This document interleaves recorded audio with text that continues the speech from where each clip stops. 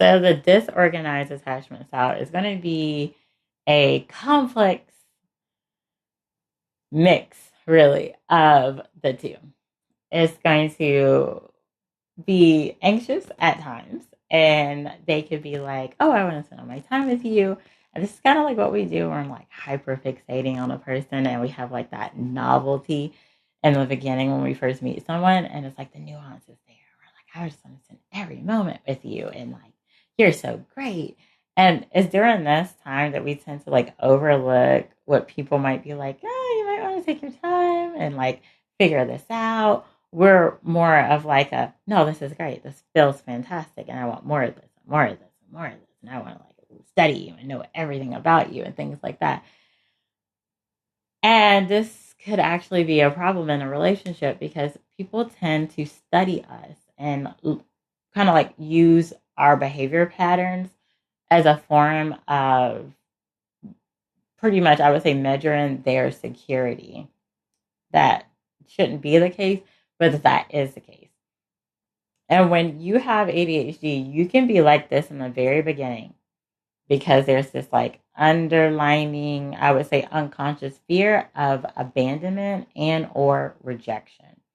And that could be like rejection sensitivity dysphoria, or it could just be that you had a caregiver that wasn't around, or they were around, but they're emotionally unavailable. So they like literally like emotionally neglected you, which is still a form of abandonment. So you might latch onto people emotionally. Then, once there's maybe some action that you measure as this person isn't going to abandon me. This could be this person wants to be exclusive with me. This could be this person has proposed to me, or this person has asked me to move in with them, or this person is now my spouse and we're married, or we're having a baby together. The events that signal it could be very different and it could be unique to that person, which is why I do like individual coaching where we would actually dig into your unconscious mind and figure out what these things are because again, they're going to be unique to you. We don't all have like a one size fit all childhood experience. So what triggers me might not trigger you as much based off of our, upbringings and our household environments. Now, when this is activated and the body kind of feels like, oh, it's safe and this person isn't going to abandon us or they probably will not reject us and all these things are low, what tends to happen is now that that safety is there, we're like, okay, well, we kind of need our space now. And I want to hang out with my friends again. And, I spent so much time with you now that I don't have any time for myself.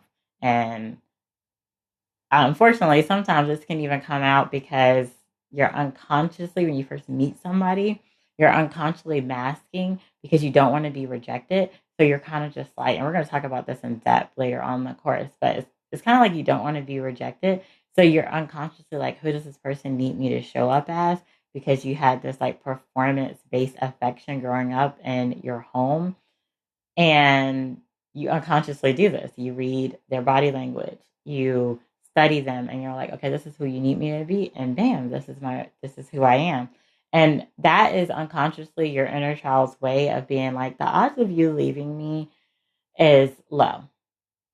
And sometimes that could be the event right there that like your inner child feels like, oh, okay, you're not going to leave me because I have spent 3 months of, being exactly who you needed me to be and saying exactly what you wanted me to say and needed me to say and yada, yada, yada. So you should feel safe.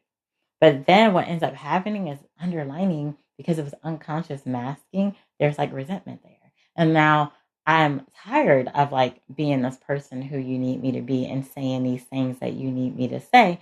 I'm burnt out.